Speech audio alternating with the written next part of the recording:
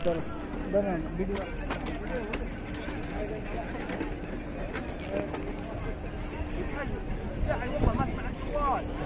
পাক সাল্লাল্লাহু আলাইহি সাল্লামের ঘর মোবারক, যেখানে রাসূল পাক সাল্লাল্লাহু আলাইহি সাল্লাম থাকতেন মক্কা শরীফ থাকা অবস্থায় হিজরতের আগে।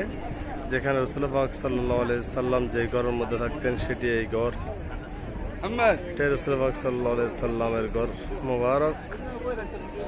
লক্ষ লক্ষ হাজিরা পৃথিবীর বিভিন্ন প্রান্ত থেকে এসে এই ঘরের জিয়ারত করে এবং অপর প্রান্তে এখানে আবু জাহেলের ঘর, যেটা এখন বর্তমানে হাম্মাম টয়লেটে পরিণত হয়েছে। এই জন্য দুশ্মনের রাসূল যারা তাদের পরিণতি হয়, তেমন যারা রাসূল পাক সাল্লাল্লাহু আলাইহি ওয়াসাল্লামের সাথে দুশ্মনী করে তাদের বংশ নির্বংশ হয়ে যায়, ধ্বংস হয়ে যায় এবং তাদের কোনো কিছুর অস্তিত্ব থাকে না, টয়লেটে পরিণত হয়। আর যে স্থান রাসূল পাক সাল্লাল্লাহু আলাইহি ওয়াসাল্লাম ছিলেন সেই স্থান কত সযত্নে রাখা হয়েছে। এটা হচ্ছে মক্কা শরীফের চতুর্পাশে, হারামের চতুর্পাশের অবস্থা। এই